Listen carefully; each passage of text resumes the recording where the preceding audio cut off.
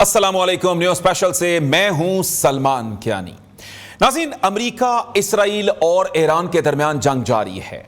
दोनों अतराफ से एक दूसरे पर खतरनाक हमले जारी हैं। ईरान ने जदीद तरीन सजील मिसाइल इसराइल पर दाग दिए हैं। ईरान ने इन तेज तरीन मिसाइलों से इसराइली फजाई ऑपरेशन के कमांड एंड कंट्रोल मराकज को निशाना बनाया है। हमलों के बाद ईरानी पासदाराने इनकिलाब का कहना है कि फैसला कुन हमले में दुश्मन के अहदाफ को निशाना बनाया गया है। दूसरी तरफ इसराइल ने ईरान की जानिब से मल्टीपल री एंट्री टारगेटेबल मिसाइलों के इस्तेमाल का एतराफ किया है। इसराइल ने एतराफ किया है कि ईरान के क्लस्टर वॉरहेड मिसाइल से निकलने वाले छोटे बमों ने मुख्तलिफ जगहों को निशाना बनाया है। तेल अवीव में वाक़े अमेरिकी काउंसिल जनरल की रिहाइशगाह भी ईरानी हमलों का निशाना बन गई है। दूसरी जानिब अमेरिकी सदर डोनाल्ड ट्रंप ने ईरान से जंग जीतने का दावा किया है और साथ ही नेटो को धमकी भी दे डाली है कि अगर इत्तहादियों ने आबनाए हुर्मस को खुलवाने में मदद ना की तो नेटो के लिए ठीक नहीं होगा। डोनाल्ड ट्रंप जंग जीत रहे हैं तो फिर धमकियां क्यों दे रहे हैं? क्या वाकई डोनाल्ड ट्रंप ईरान से जंग में उलझकर हवास बाख्ता हो गए हैं? दूसरी तरफ ईरानी पासदारान इनकिलाब ने डोनाल्ड ट्रंप को चैलेंज दिया है कि अगर हिम्मत है तो खलीज फारस में अमरीकी बहरिया भेजें। नाज़रीन, अमरीका, इसराइल और ईरान के दरमियान जंग तवील होती जा रही है। क्या वापसी का कोई रास्ता है? बरतानिया, जापान, ऑस्ट्रेलिया ने डोनाल्ड ट्रंप को आबनाए हुर्मस खुलवाने से इनकार कर दिया है। बरतानवी वजीर आजम का कहना है कि अमरीका और इसराइल ईरान के खिलाफ जंग खत्म करें। क्या अमरीका ईरान जंग में फंस गया है? तवील जंग का फातेह कौन होगा? क्या डोनाल्ड ट्रंप अमरीका में फॉल्स फ्लैग ऑपरेशन करके ईरान के खिलाफ एटमी महाज खोल सकते हैं? क्या अमरीका के पास शिकस्त तस्लीम करने के सिवा कोई और ऑप्शन भी अभी बाकी है? सवालात बहुत से हैं। इनके जवाबात के लिए अपने मुअज़्ज़ज़ पैनल की जाने बढ़ते हैं। तो हमारे साथ मौजूद हैं अब्दुल्ला हमीद गुल साहब, चेयरमैन जवानाने पाकिस्तान, डॉक्टर हुमा बकाई साहिबा, माहिर हैं बैनुल अक़वामी उमूर की, और उनके साथ साथ ब्रिगेडियर रिटायर्ड गज़नफ़र अली खान भी हमारे साथ मौजूद हैं दिफाई तज्ज़ियाकार के तौर पर। सबसे पहले गुफ्तगू का आगाज़ करेंगे। डॉक्टर हुमा बकाई साहिबा हमारे साथ मौजूद हैं। डॉक्टर साहिबा, बहुत शुक्रिया आपका, जिस तरह से आपने हमें वक्त निकाला और जो इस सारी सूरत हाल है इस पर आपका एक बड़ा हम कंक्रीट सा तज्ज़िया चाहेंगे कि ये जो सारी जहतें ओपन कर बैठे हैं, इस वक्त जंग के जो हालात बन चुके हैं, अमेरिका इस सारी सूरत हाल में कहां खड़ा है कि जहां पर एक जानिब अपनी जीत का ऐलान किया जाता है, दूसरे ही लम्हे मदद मांगी जाती है और दूसरी जानिब से इनकार हो जाता है, और वहां पर हम देखते हैं कि ईरान एक अपनी धाक बिठाता नजर आता है। तो ये हो क्या रहा है? किस जानिब ये तमाम हालात जा रहे हैं? मेरा तो ख्याल है जी कि अमेरिका की धाक टूट रही है और इस पर एक कंसेंसस डेवलप हो रहा है कि इस पर्टिकुलर लीडरशिप में अमेरिका जो है वो अपना वो स्टेटस खो रहा है। यूनिपोलैरिटी जो है दुनिया की वो चैलेंज हो गई है और एक जुमला इस्तेमाल हो रहा है सिर्फ प्रेसिडेंट ट्रंप के लिए नहीं, अमेरिका के लिए कहा जा रहा है America is a war addict. और ये भी कहा जा रहा है कि जहां जहां तेल होता है वहां वहां अमेरिका जंगें छेड़ता है। लेकिन मेरा ख्याल है कि ये जो जंग है ये किसी हद तक अमेरिका के गले पड़ गई है और उसकी कई वजूहात हैं। पहली वजह तो शायद यही है कि उनकी कैलकुलेशन गलत हुई और जिस तौर की रेजिलियंस, रिजॉल्व और रिटेलिएशन आपने ईरान की तरफ से देखा वो एक्सपेक्टेड ही नहीं था। और बात ये नहीं है कि जंग कितने दिन चली, जंग इनका ख्याल था जंग घंटों में खत्म होगी, अब दूसरा हफ्ता है। तो जितनी देर ईरान खड़ा रहता है उतनी देर ये इजराइल और अमेरिका की समझिए शिकस्त ही है।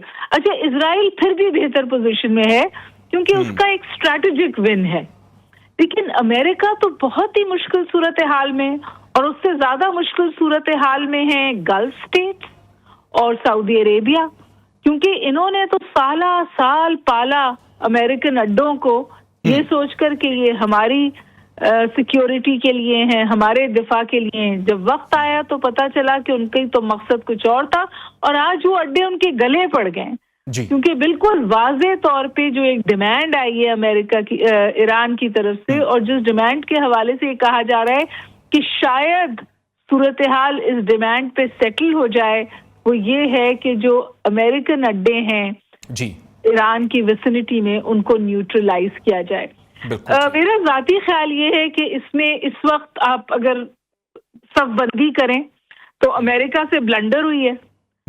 रशिया अपॉर्चुनिस्ट है, वो मैक्सिमम फायदा उठा रहा है इस जंग का। उसने गैस यूरोप के लिए भी महंगी कर दी है, उसका तेल बिक भी रहा है, और उसके तेल से जो वो पैसे हासिल कर रहा है उससे वो ईरान की पुष्टपनाही भी कर रहा है। अभी लेटेस्ट एक मीडिया की खबर है कि जो इरानियन खमेनी साहब हैं, वो उनकी कोई सर्जरी हुई है मॉस्को में पुतिन के पैलेस में, जो प्रेसिडेंशियल पैलेस है। अब जाहिर है प्रेसिडेंशियल पैलेस पे तो हिम्मत नहीं करेगा अमेरिका हमला करने की, वरना ये war between two nuclear powers हो जाएगी। तो मुझे लगता है कि थोड़ा तदब्बुर का इजहार करना पड़ेगा। मेरा जाती ख्याल ये है कि चाहे जीत डिक्लेयर करे या कुछ और, अमेरिका को ही पीछे हटना पड़ेगा। कतरा कलामी की माजरत, मैं ये जानना चाहूंगा कि ये, क्योंकि एक फॉल्स फ्लैग ऑपरेशन के हवाले से भी हमने देखा कि ईरानियन एक स्टेटमेंट आई और उन्होंने कहा कि ये सब कुछ हो सकता है। क्या उसकी आड़ में अमेरिका एक एटमी हमला कर सकता है ईरान पे? क्या उसका माहौल बनाया जा रहा है? और अगर खुदा ना खास्ता वो ऐसी हमाकत करता है, क्योंकि ताकत के नशे में वो कुछ भी कर सकता है, तो क्या वो इस खित्ते के लिए उस चीज को संभालना, क्या उसके असरात को संभालना आसान होगा? नहीं, मेरा नहीं ख्याल कि वो उस ऑप्शन की तरफ जाएगा। और क्योंकि पहले भी मॉस्को ने इशारा किया था, और अब ये बात और वाज़ेह हो गई है कि फिर ये जंग अमेरिका की और ईरान की नहीं रहेगी, इसमें फिर मॉस्को भी इंगेज हो जाएगा। लेकिन मेरा ख्याल है कि उससे ज्यादा अहम बात यह है कि अब प्रेसिडेंट ट्रंप इस जंग को फैला रहे हैं, और उनकी हत्तल इम्कान कोशिश ये है कि नेटो पावर्स और यूरोपियन पावर्स जो हैं वो उनके साथ जुड़ जाएं, बिलखुसूस स्ट्रेट ऑफ हुर्मुज को खोलने में। तो समझिए कि अब जंग का फोकस ये नहीं है कि ईरान को हराया जाए, जंग का फोकस ये नहीं है कि तब्दीली हो वहां पर हुकूमत की, रजीम चेंज हो, बल्कि जंग का फोकस ये है कि हुर्मुज खुल जाए। अब हुर्मुज खोलने में उनको हर जगह से तकरीबन समझिए स्टोन वॉल किया गया है, जो बहुत ही बैलेंस स्टेटमेंट आया है उनके बेहतरीन इत्तेहादी से, और वो है यूके। उन्होंने कहा कि हम अपने लोगों को हार्म्स वे में नहीं डालेंगे, ये निगोशिएशंस पे ही जाके खत्म होगी, और हम वहीं जाना चाहते हैं। चाइना भी पसे पर्दा इसी की कोशिश कर रहा है, और अमेरिका को इस वक्त लिटरली मैं समझती हूँ कि यूएस जो है वो, मैं एक लफ्ज इस्तेमाल करती हूँ कि एस्केलेशन ट्रैप में था और वहां फंस गया है। और कितना एस्केलेट करेगा और कितने हमले करेगा, क्योंकि द फैक्ट कि ईरान रेजिस्ट कर रहा है और खड़ा हुआ है, यही अमेरिका की शिकस्त है। क्योंकि ये नहीं एक्सपेक्टेड था। यही बात डॉक्टर साहिबा कि ट्रंप साहब हर जिस तरह से हम देखते हैं, चंद दिन के बाद एक दावा उनकी तरफ से आ जाता है, हमने सब कुछ खत्म कर दिया, ईरान को हमने सफाए हस्ती से मिटा दिया, और उसके बाद फिर हम देखते हैं कि आबनाए हुर्मुज के लिए वो एक मदद मांगते फिरते नजर आते हैं कि मेरी मदद की जाए। तो ये क्या पॉलिसी है? क्या एक सुपर पावर का ये वतीरा है कि वो इस किस्म की हरकतें करें कि जिसका इस वक्त तक कुछ पता नहीं है कि ये क्या कर रहे हैं? सलमान, यही तो मसला है। मसला ये है कि कोई हिकमत अमली नहीं है। चाहे CNN हो, चाहे न्यूयॉर्क टाइम्स हो, चाहे इकोनॉमिस्ट हो, वो बड़ी बड़ी हेडिंग्स लगा रहे हैं कि ये वॉर विदाउट अ स्ट्रैटेजी है। और उससे भी बड़ी बात ये है कि अमेरिका को अनएंडिंग वॉर में कूदने की आदत है। लेकिन अब के मसला ये है कि इस अनएंडिंग वॉर का कोई हिस्सा बनने को तैयार नहीं है, और इतना इंटेलिजेंस पे ईरान को कोई सपोर्ट है या उनकी अपनी इंटेलिजेंस इतनी स्ट्रांग है कि वो प्रीएम्प्ट कर रहे हैं। मतलब ये फॉल्स फ्लैग उन्होंने पहले से कह दिया, एटमी हमले के हवाले से उन्होंने पहले कह दिया, जो फिर अमेरिका के लिए सब कुछ करना बहुत मुश्किल हो जाता है। अभी उन्होंने चाइना से कहा है कि जी शायद हमारा विजिट डिले हो जाए। चाइना से कहा है आप हुर्मुज में आ जाए। चाइना क्यों आएगा? चाइना तो कभी जाके कॉन्फ्लिक्ट पिच पे खेलता ही नहीं, और चाइना तो बिल्कुल डिफरेंट पिच पे काम कर रहा है ना। चाइना काम कर रहा है ऑल्टरनेटिव एनर्जी रिसोर्सेज पे, ग्रीन एनर्जी पे, ताकि उसकी डिपेंडेंस खत्म हो जाए। और वो कहते हैं कि the adult in the game, तो जो इस वक्त बालिग है इस पूरे खेल में, वो चाइना है। क्योंकि वो बात कर रहा है निगोशिएशंस की, वो बात कर रहा है जंग को खत्म करने की। मेरा ख्याल है कि अब थ्रस्ट जो है वो जंग को खत्म करने की तरफ हो चला है। देखिए इससे पहले और कितना नुकसान होता है, क्योंकि एक जुमला कहने दीजिए, फिर मैं आपसे इजाजत भी चाहूंगी। देखिए ये जो गल्फ स्टेट्स है ना, ये भी बड़े मखमसे में फंसी हुई है, क्योंकि अगर ईरान का वजूद खत्म हो जाए ना, तो फिर खित्ते में से बैलेंस ऑफ पावर खत्म हो जाता है। आप मुझे बताइए कि अगर ईरान की रेजिस्टेंस ना हो तो ग्रेटर इजराइल के रास्ते में क्या खड़ा है। बिल्कुल। और ये गल्फ स्टेट्स भी कल अदब बनेंगी, क्योंकि उन्होंने कह दिया है कि ईरान के बाद तुर्किया और तुर्किया के बाद पाकिस्तान। तो ये गल्फ स्टेट्स की अपनी सर्वाइवल है कि ईरान अपनी जगह जमा खड़ा रहे। बहुत बहुत शुक्रिया जी। ठीक, बहुत शुक्रिया, आपने हमें वक्त दिया डॉक्टर साहिबा। आपने इस हवाले से अपनी कीमती आरा से हमें जो है आगाह किया। कुछ मजीद बात आगे करते हुए हम बढ़ेंगे। ब्रिगेडियर रिटायर्ड गजनफर अली साहब हमारे साथ मौजूद हैं। गजनफर साहब, बहुत शुक्रिया आपके वक्त का भी। सर, जो अब हम सूरत हाल देखते हैं, इस वक्त ये एनालिसिस करने का दिल करता है कि कौन कहां खड़ा है। क्या देखते हैं कि अमेरिकी सदर ट्रंप ने एक जिस जोम में, जिस ताकत के साथ और जिस फिरौनियत से ये जंग छेड़ी थी, आज वो कहां पर है। और वो ईरान के जो कि बार बार मुज़ाकरात की टेबल पर जाता था, कहता था कि हम मुज़ाकरात के लिए तैयार हैं, लेकिन उनको धोखा देकर उन पर हमला किया जाता था। तो आज ये दोनों कहां पर खड़े हैं, किसका पलड़ा आपको अभी इस वक्त तक भारी नजर आता है? बहुत बहुत शुक्रिया सलमान। क्योंकि मेरे ध्यान में एक सेइंग आई है बहुत बड़ी, चाइना और रशिया के जब आप बिहेवियर देखते हैं तो वो मिलिट्री टर्मिनोलॉजी में एक अमूमन एक चीज कही जाती थी, कोट की जाती थी। वो कहते थे never interrupt your enemy when he is making a mistake. तो आज आप जो अमेरिका ने जो गलती की है, जो मिस्टेक की है, जो बलंडर किया है जी, तो आप देखें चाइना और रशिया उनको कह तो रहे हैं, लेकिन वो कोई चीज किसी चीज को इंटरप्ट करने की कोशिश नहीं कर रहे, क्योंकि ये वो कोशिश है जिससे वो इस पावर को और ड्रैग कर रहे हैं इकोनॉमिक बर्डन की तरफ जी। और स्टेट में ये कहूंगा, अब ये मेरी नजर में जंग जो है ये मनूवर किसी इंटरप्शन से, किसी मॉडरेशन से बंद नहीं होगी। ये जंग मुझे लगता है इकोनॉमिक एग्जॉस्शन, जब एग्जॉस्टिव पावर्स आ जाएंगी ना जी, जब एग्जॉस्ट हो जाएंगी चीजें, जो बहुत ज्यादा तौर पे अमेरिका के अंदर, इजराइल के अंदर नजर आ रहा है, क्योंकि आपको पता है कि डोनाल्ड ट्रंप ने बहुत सारे सीईओज को बुलाया था। और बड़ी तेजी से हो रहा है सर, ये बड़ी तेजी से जी। और दुनिया का, अमेरिका का आधा बिजनेस जो है ना वो डिफेंस प्रोडक्शन पे चलता है, उनकी इकोनॉमी उस पे चलती है जी। तो अगर वो रेथॉन को और लॉकहीड मार्टिन के और बाकी के सीईओज को बुला के कहते हैं कि अपनी अपनी डिफेंस प्रोडक्शन तेज करें, और वो कहते हैं नहीं हमारी तो कितनी कैपेसिटी, हम तो 1000 ड्रोन बना सकते हैं, 1000 टॉमाहॉक बना सकते हैं सिर्फ साल में, तो वो तो हम उसको उससे ज्यादा 1500 बना देंगे आपको। वैसे भी इस दफा कांग्रेस ने कोई 60 सैंक्शन किए थे। उसके वर्सेस आप देखें ये शाहीद ड्रोन जो है ना ईरान का, जो उन्होंने बनाया है जी, अब, और वो किस तरह फ्लाई करता है, और आपको पता है उसके अंदर मोटरसाइकिल का इंजन लगता है, और it's a very economical drone, कोई वो 50,000 से लाख के दरमियान कॉस्ट करता है, और वो उस वक्त वो रशिया को भी दे रहा है। तो अब एग्जॉस्टिव चीजें किसकी नजर आ रही हैं आपको ऑन द चेस बोर्ड?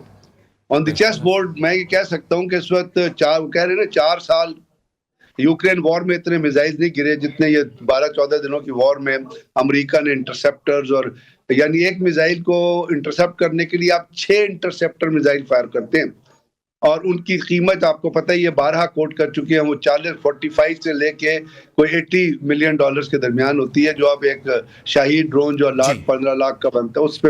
तो कहने का मतलब है कि अब वहां पे आपको, जैसे खुद आपने कोट किया कि इस वक्त जो ट्रम्प साहब हैं वो कहते हैं अपने अलाइज को कि जापान को कहते हैं तुम भेजो, बेड़ा भेजो, जर्मनी को वो कहते हैं नहीं, ऐसी नहीं भेजना, we don't want to be part of, they are very right, why should they go to the war. दूसरा, उन्होंने अभी आपको पता है एक बहुत बड़ी डिफीट है इस वक्त, अगर आप कुछ और ना भी करें ना, तो इब्राहिम लिंकन के साथ जो 4:37 पे ईरान ने कर दिया है कि पहले उन्होंने मिसाइल मारे, फिर ड्रोन मारे, फिर उन्होंने स्पीड बोट सबमरीन छुपाई हुई थी कोस्ट के अंदर, जब उस ऑपरेशन की टीम वो बाहर निकाली, और दे केम टू, और Abraham Lincoln had to withdraw. अभी जेराल्ड फोर्ड आ रहा था, उसके ऊपर एक बहुत बड़ा आतिशज़दगी का, इलेक्ट्रिक शॉर्ट सर्किटिंग का वाकया हुआ है, जिसके और आपको पता है वो जेराल्ड फोर्ड जो है वो 2 न्यूक्लियर कंटेनर कैरी करता है, जो अपना 2 B-12। तो ये जो चीजें इस वक्त जो हम अगर इसको सोचें या आप इस वक्त इसका तजिया करें, तो आप ये सोचिएगा कि अदर देन दी मेडिएशन या अदर देन आपको एग्जॉस्टिव पावर अपना गल्फ के अंदर किस तरह नजर आ रही है। यहाँ ये होटल के रोड, जिस होटल का रेट $1000 था, वो अब आके $232 3 नाइट पे आ गया, और अमेरिका की एग्जॉस्शन कितनी है, उसके ऊपर जाके मुझे लगता है जंग आगे खत्म होगी। खत्म हो गई। अच्छा ठीक, रेड्डी साहब आपकी जानिब दोबारा भी आऊंगा। इस वक्त अब्दुल्ला हमीद गुल साहब भी हमारे साथ हैं। बहुत शुक्रिया अब्दुल्ला साहब। सर, एक टाइटल जो हमने एक सुपर पावर का दे रखा है अमेरिका को, लेकिन जहां पर हमने ये उनकी पैदर पै गलतियां देखी, जो कुछ इस वक्त हो रहा और जिस तरह से इंसानी हकूक की खिलाफ वर्जियां हो रही हैं कि इंसान को इंसान समझा ही नहीं जाता, वो बम्स मारे जा रहे हैं कि जो शायद इंसानियत की तारीख में कभी नहीं हुआ, और मासूम बच्चों पर और इसके अलावा मासूम लोगों के घरों पर। तो ऐसे में क्या आप नहीं समझते कि ये जो एक सुपर पावर का एक टाइटल था, ये ईरान ने चंद दिन में उनसे छीन लिया? बिस्मिल्लाहिर्रहमानिर्रहीम, बहुत बहुत शुक्रिया। देखिए, सुपर पावर का टाइटल तो मेरे ख्याल में तब ही डोलना शुरू हो गया था जब अफगानिस्तान में रात की तारीकी में मुंह छुपा के अमेरिका को भागना पड़ा था। लेकिन उस वक्त मामलात फर्क थे, क्योंकि अफगानिस्तान एक ऐसा मुल्क है जिसके साथ कोई ऐसे मुआशी इंटरेस्ट नहीं जुड़े हुए। इसलिए आप जब गल्फ के अंदर आए हैं, जहां से न सिर्फ अमेरिकन मईशत को वो सपोर्ट करते हैं और उनके साथ दिफाई मुआहदात भी रखे हुए हैं, साथ ही साथ गल्फ रीजन के अंदर और मिडल ईस्टर्न कंट्रीज के अंदर वो इनको डिप्लोमेटिक और पॉलिटिकल सपोर्ट भी फराहम करते हैं। इसी वजह से अब जो मामला है वो सिर्फ अमेरिका के साथ नहीं जुड़ा हुआ, ईरान से नहीं जुड़ा, बल्कि उन तमाम ममालिक से जुड़ा है जिसके साथ अमेरिका के फाइनेंशियल इंटरेस्ट जुड़े हुए हैं और साथ ही साथ उनके स्ट्रेटेजिक इंटरेस्ट को जबरदस्त ठेस पहुंच रहा है। अब देखिए कि अगर ये सारी सिचुएशन के अंदर अगर आप इजराइल के फ्लैग को गौर से देखें तो उसके अंदर दरमियान में स्टार ऑफ डेविड बना हुआ है, जबकि दाएं ऊपर और नीचे दो नीली लाइनें हैं। इन दो नीली लाइनों का मतलब यह है कि एक दरियाए नील को और एक दरियाए फरात को बता रही है, यानी कि इस दोनों लाइंस के दरमियान जितना इलाका है ये हमारा ग्रेटर इजराइल का है। ये है उनका बुनियादी आइडिया, और कैनेसेट के ऊपर भी ये बड़ा वाजे उन्होंने कैनेसेट के माथे पे लिखा हुआ है, जो उनकी पार्लिमान की बिल्डिंग है। अब इसके अंदर एक इंटरेस्टिंग बात जो यहाँ सारी हो रही है, इसके अंदर के ये आखिर मामला कहाँ जा रहा है। डॉक्टर हुमा ने ये बात कही कि ये दूसरा हफ्ता नहीं, ये तीसरा हफ्ता शुरू हो चुका है, 17वां दिन है ये जंग का, और इस जंग के अंदर अभी तक जितनी भी न्यूज मेकिंग है वो तमाम की तमाम ईरान कर रहा है। जितना इनिशिएटिव है जंग का वो ईरान के हाथ में है। ईरान एक मामला करता है और बाकी उसको रिप्लाई करते हैं, रिस्पॉन्ड करते हैं, फॉलो करते हैं। मीडिया का यह आलम है कि इस टाइम पे यूनाइटेड स्टेट्स के आर्टिकल 1 और आर्टिकल 15 जो उनके कानून और आइन के मुताबिक फ्रीडम ऑफ स्पीच देता है, आज उसी मुल्क के अंदर मीडिया को यह कहा जा रहा है कि अगर तुमने अमेरिका का और उसकी हुकूमत का मौक़िफ़ न पेश किया तो हम तुम्हारे लाइसेंस कैंसिल कर देंगे। CNN हो गया या फॉक्स न्यूज हो गया, ये उनके आज गले पड़ गए हैं, बिलखसूस CNN, और वो डोनाल्ड ट्रंप को बार बार हर चीज में झूठा साबित कर रहे हैं। डोनाल्ड ट्रंप का परसों का बयान रात ये था कि हमने 100% ईरानियन आर्मी को खत्म कर दिया है और उनके तमाम तंसीबात उड़ा दी हैं।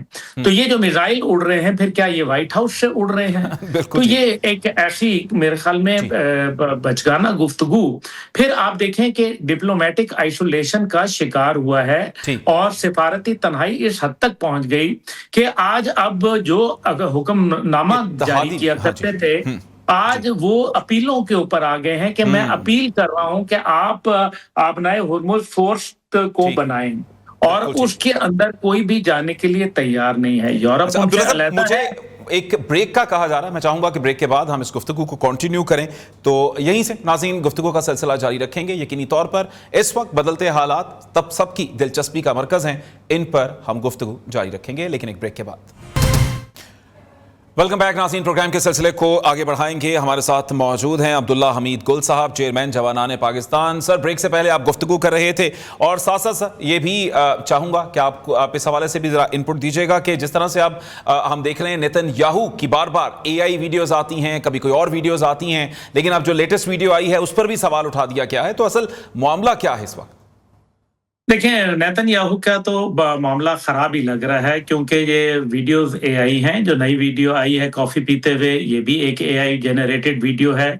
और सबसे अहम बात इसके अंदर ये है कि अभी जो वॉर कमेटी बैठी हुई है ईरान के ऊपर, इजराइल के अंदर, जी। उसमें पहली दफा हुआ है कि नेतन्याहू उसके अंदर मौजूद नहीं है, हालांकि पहले ये नहीं हुआ, जिससे मजीद शक-ओ-शबात पैदा होते हैं। और 11 मार्च से लेके अभी तक इजराइल में अवाम के मुजाहरे जारी हो गए हैं और वो लोग इससे बदजन हो गए हैं। दूसरी जानिब अमेरिका की बावजूद बारहा मिन्नत समाजत के इजराइल के सदर इस बात से इनकारी हैं कि वो किसी किस्म का वेवर दें नेतन्याहू के करप्शन चार्जेस के ऊपर, और उन्होंने साफ और कोरा इनकार कर दिया, जिसका मतलब यह है कि एक बहुत बड़ा डिफरेंस ऑफ ओपिनियन वहां भी पाया जा रहा है। दूसरी जानिब डिफरेंस ऑफ ओपिनियन और एक जिसको कहते हैं खलीज, वो अमेरिका की एस्टैब्लिशमेंट और व्हाइट हाउस के दरमियान में भी मौजूद है।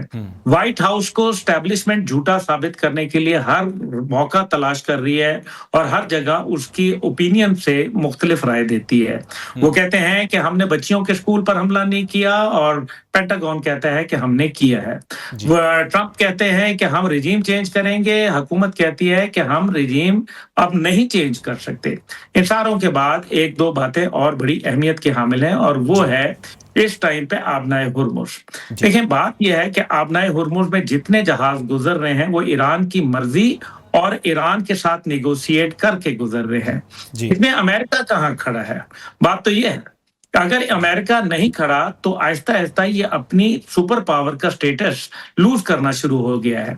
और ये बात उसको अच्छी तरीके से मालूम है कि जब रूस को उसने कंसेशन दिए तेल के ऊपर, कि दुनिया को कहा कि आप तेल खरीद लें, ये वही रूस है जिसकी वजह से टैरिफ वॉर ट्रंप ने आयद की और दुनिया की जिंदगी हराम कर दी, और आज उस रूस के तरले मिन्नत करते नजर आते हैं। लेकिन ये भी याद रखें कि एक सैमसन ऑप्शन का भी जिक्र है, और सैमसन ऑप्शन ये कहती है कि अगर इजराइल की रियासत को एक हद से ज्यादा खतरा पड़ा तो वो न्यूक्लियर का इस्तेमाल जरूर करेगी। और आप ये देखिए कि सुपर पावर जब बौखला जाती है और उसकी पीठ लगने लगती है और दुनिया के सामने उसकी नाक कटने लगती है, तो फिर अब जिस तरीके से वो ये कह रहे हैं कि डोनाल्ड ट्रंप के मिड टर्म इलेक्शन तक हम ये हमले जारी रख सकते हैं, ये बात वो कह रहे हैं। दूसरी जानिब अगर ऐसा है तो फिर ईरान और चीन का जो मामला है वो मजीद मुस्तहकम और मजबूत होता नजर आता है, और रूस की एंट्री भी इसके अंदर नजर आ रही है। टेक्निकल सपोर्ट की हद तक तो बड़ा वाज़ेह बात आ चुकी है। लेकिन इस सारे दौरान में अगर ये जंग तूल पकड़ती है तो खिताई मुमालिक क्या करेंगे, जिनका पहले ही जीना मरना अब मुसीबत बना हुआ है, क्योंकि उनका ना खुराक पहुंच रही है, ना उनकी तेल की इंडस्ट्री चल रही है। क्योंकि अगर जिस तरह ये खार्क के ऊपर हमले की बातें की गई हैं तो फिर ईरान हक रखेगा कि वो दूसरी ऑयल रिफाइनरीज और एलपीजी सेक्टर को हिट करे और उनके स्पेशल स्ट्रेटेजिक इंटरेस्ट को हिट करे, जिसके अंदर बिजली की तनसीबात भी शामिल हैं। और अगर गर्मियों के मौसम में बिजली की तनसीबात को निशाना बनाया गया अरब ममालिक में, तो फिर तो मेरे ख्याल में जिंदगी बिल्कुल मफलूज होकर रह जाएगी। ठीक, बहुत मुश्किल अब टास्क में चले गए हैं। बिल्कुल ठीक। सर, मैं आपकी जानिब दोबारा से आऊंगा। इस वक्त ब्रिगेडियर साहब भी हमारे साथ मौजूद हैं। ब्रिगेडियर साहब, हमने देखा बारहा ट्रंप साहब ये दावा करते नजर आए कि इस वक्त जो ईरान की फजा है उस पर इसराइल का और अमेरिका का राज है, हम बिला रोक टोक आ जा सकते हैं। लेकिन वहीं पर हम देखते हैं कि वहीं से मिसाइल्स निकलते हैं और वो निशाना बनाते हैं इसराइल को या जो अपने अहदाफ होते हैं। और इसके साथ साथ ईरान ने अपनी जो एक मिसाइल सिटी थी वो भी दिखा दी है कि ये सब कुछ पड़ा है हमारे पास। तो सर, अब तक ये इस तमाम सिस्टम को क्यों नहीं खत्म कर पाए? क्या हुआ ऐसा कि सब कुछ होने के बावजूद भी इस वक्त उनके पास कुछ नहीं? देखिए, बात यह है कि आप जंग को समझने के लिए जंग की स्ट्रैटेजी जो दुश्मन एम्प्लॉय, जो दो फोर्सेस एम्प्लॉय करती हैं, उस पर गौर करना बड़ा जरूरी होता है जी। अगर हम परसों तक का एस्टिमेट देखते तो ईरान ने कोई 2000 ड्रोन फायर किए थे और कोई 500 बैलिस्टिक मिसाइल्स फायर किए थे जी। और इस टोटल स्ट्रेंथ में जो 40% है वो इजराइल पे फायर हुए थे और 60% जो है वो अमेरिकन टारगेट्स पे फायर हुए। यानी वो अमेरिकन बेसेस जो मुख्तलिफ गल्फ ममालिक में मौजूद है वो गल्फ कंट्रीज के ऊपर फायर नहीं हुए। दूसरी बात यह है कि ईरान ने एक बड़ा इस जंग को, ईरान जो है इस जंग को तूल देना चाहता है, जिसके लिए उन्होंने एक वो कहते हैं ना, बिकॉज यहाँ पे फोर्सेस तो अक्रॉस डिप्लॉयड नहीं है, there are no borders which are defined. It's only war जो एक बटन से खेली जा रही है, या वो बटन जहाज के अंदर है, या वो कमांड सेंटर के अंदर है, या वो मिसाइल बैटरी के अंदर है, या वो जो है आपके इलेक्ट्रोमैग्नेटिकल वेव्स हैं उसके अंदर है। अब उसके अंदर अगर अमेरिका की इतनी बड़ी सिस्टम, आप ये भी याद रखिएगा कि थर्ड जो था ना, जो अपना टर्मिनल हाई अल्टीट्यूड और हाई डेंसिटी जो सिस्टम था एयर डिफेंस का, उसको विड्रॉ कर लिया गया, मीनिंग देयर बाय कि जो पेनिट्रेशन है इजराइल के, जो खुरम शहर और बाकी सजील भी उन्होंने कल फायर किया है, जो ये मिसाइल्स हैं इनकी पेनिट्रेशन बढ़ रही है। अब ईरान ये चाहता है कि वो भी उन टारगेट्स को हिट करे अमेरिकन डिप्लॉयमेंट को। इस किस्म की जंग पहले आपको नजर नहीं आई। अगर आप जाते अफगानिस्तान में, अगर आप जाते वियतनाम में, आप कहीं, और दूसरी सबसे बड़ी बात है अमेरिका की जो भी आप वॉर स्ट्रेटेजी उठा के पढ़ेंगे या वॉर के ऑपरेशनल प्लान्स उठा के पढ़ेंगे, उसके अंदर कहीं भी उन्होंने एग्जिट स्ट्रेटेजी डिफाइन नहीं की है, जो बहुत इंपॉर्टेंट हिस्सा होती है आपकी वॉर स्ट्रेटेजी का। इसीलिए जब वियतनाम से निकले थे तो उनको होता लैंड कराने के लिए, अपने ट्रुप्स को निकालने के लिए हेलीकॉप्टर लैंड करने की जगह नहीं मिल रही थी, तो आखिर में फिर उन्होंने अमेरिकन एम्बेसी के छत के ऊपर जो है ना हेलीकॉप्टर उतारा, वहां से लोगों को ले गए। अब इसमें भी, इस जंग में भी आज आप मुझे बताइएगा एक आम आदमी को अमेरिकन एग्जिट स्ट्रेटेजी नजर आ रही है? क्योंकि अगर तो आप ये कहते हैं कि अमेरिका ने जंग मिसकैलकुलेशन पे शुरू की है, तो मैं उससे नहीं राजी होता। I don't agree with it. America के अंदर कैलकुलेशन उन लोगों ने की है जिनको कैलकुलेशन आती नहीं है। स्टीव वेटकॉफ को उस जगह मैंने मशवरा किया, जैरेड कुशनर को मशवरा किया, मार्को रूबियो को मशवरा किया, पीट हेग्सेट को मशवरा किया। भाई आपने किस मिलिट्री कमांडर से मशवरा किया? ट्रंप ने तो ये नहीं कहा कि मैंने चेयरमैन जॉइंट स्टाफ कमेटी में मसला किया, या आर्मी के जो थी सीयूएस जो थे आर्मी के रैंडी जॉर्ज, उनसे मशवरा किया। तो जब आपने मशवरा नहीं किया, meaning thereby you have no strategy for fighting a war. इसलिए आप अपने मुमालिक को कह रहे हैं कि जी आओ अब हॉर्मस की फोर्स भी बने, और हॉर्मस के अंदर याद रखिएगा ईरान के पास 5000 से ज्यादा एक्टिव माइंस इस वक्त पड़ी हुई हैं, और अगर वो लगा दी गई तो आप देखिएगा कि पूरी दुनिया को उस पर असर पड़ेगा। तो इसका मतलब ये है कि अब जो आप माजी को जिस तरह आप उठा के देख ले, लेकिन जब ट्रम्प ने कैपिटल हिल पे हमला किया था ना, उसकी तो डिग्निटी उसी वक्त क्वेश्चनेबल हो गई थी। और आज अभी अमेरिका के अंदर सर कता कलामी की माजरत, एक ब्रेक का कहा जा रहा है क्योंकि वक्त बहुत महदूद है। यहीं से गुफ्तगू जारी रखेंगे, लेकिन एक मुख्तसर से ब्रेक के बाद। वेलकम बैक नाज़रीन, प्रोग्राम के सिलसिले को आगे बढ़ाएंगे। अब्दुल्ला हमीद गुल साहब, चेयरमैन जवानान पाकिस्तान, हमारे साथ मौजूद हैं। अब्दुल्ला साहब, अब ये जो सारी सूरत हाल बनी है, इसमें जो सबसे इंपॉर्टेंट नुक्ता वो ग्रेटर इजराइल बनता है, क्योंकि ये सभी कुछ जो स्टार्ट किया गया, यूं लगता है कि सभी कुछ उसके पीछे जो एक बड़ा मंसूबा था वो ग्रेटर इजराइल का था। इस वक्त वो मंसूबा कहां पर है? जो उसकी एक कामयाबी के पॉइंट्स थे, क्या वो अचीव हो सकेंगे अब इसराइल से? देखिए, जो डीप स्टेट है उनकी, वो तो जाहिर है अपने बुनियादी मकासद से पीछे नहीं हटी, और इस टाइम पे कोई बाइक नहीं है कि वो हर सतह के ऊपर चले जाएं। मैं नहीं समझता कि मक्का मदीना के ऊपर खुदा न खास्ता कोई ऐसी वारदात वो करें। फॉल्स फ्लैग ऑपरेशन, जैसे आपने शुरू में जिक्र किया, ये false flag operation is part of the war. वो कहते हैं ना कि everything is fair and love and war, तो वो ये अब मामला तो यहाँ है। फॉल्स फ्लैग क्या इंडिया ने नहीं किया था पहलगाम के अंदर? तो क्या कर लिया दुनिया ने? उसका कुछ भी नहीं किया, और फिर यहाँ फॉल्स फ्लैग हुए। अभी जो इंडियन और इजरायली एजेंट पकड़े गए हैं वो भी आपके सामने हैं। अब ये कहीं मस्जिद अक्सा के ऊपर हमला भी खुदा ना खास्ता कर सकते हैं, और उसको ईरान के ऊपर डाल सकते हैं, क्योंकि थर्ड टेम्पल की तो ये बात करते हैं ना कि थर्ड टेम्पल ने बनना है। तो इस वजह से ये सारा सिचुएशन एक गंभीर तो है। अब इसके अंदर ये भी आप देख लें कि ये जो न्यूक्लियर ऑप्शन की बातें हो रही हैं, पहले तो चले और बात थी, लेकिन जब से एक सुपर पावर है ना जी, आप उसके पास ताकत भी है, ह्यूमिलिएशन से पहले वो कुछ ना कुछ तो अपना जरूर करेंगे। लेकिन वो ये फिर उनको याद रखना चाहिए कि इसके रिपरकशंस बहुत सख्त होंगे, क्योंकि अब जैसे उनके जो एटमी प्लांट्स हैं इस्फहान वगैरह में, जहां वो टैक्टिकल न्यूक्लियर वेपन इस्तेमाल कर सकते हैं, यानी पिन पॉइंट एक्यूरेसी के साथ वो कहें कि जी हमने न्यूक्लियर हमला कर दिया है, और लेकिन मैं ये आपको बताऊं सलमान साहब कि इससे ईरान नहीं खत्म होगा।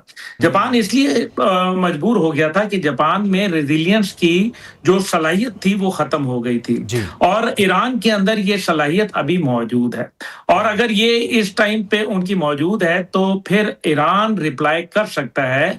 जो अफसूदा यूरेनियम उनके पास मौजूद है जिनको डर्टी बॉम्ब्स कहा जाता है वो फिर आप देखें ना अमेरिकन बेसिस के ऊपर या फिर वो इजराइल के ऊपर अगर चले गए तो फिर वो तो नहीं बचेंगे क्योंकि ईरान तो हमसे भी बड़ा मुल्क है ना, बहुत बड़ा मुल्क है। रकबे में उसके एक आध शहर के ऊपर अगर कोई ऐसा वाकया हुआ है नाखुशगवार, क्योंकि ये जालिम लोग हैं, इन्होंने माजी में भी कभी नहीं छोड़ा। अब्दुल्ला हमीद गुल साहब, आपने हमें वक्त दिया, यकीनी तौर पर बहुत अहम गुफ्तगू है। एक दफा फिर से आपसे नए प्रोग्राम में इसी हवाले से मजीद गुफ्तगू भी करेंगे। इस वक्त के प्रोग्राम से अब तक के लिए इतना ही।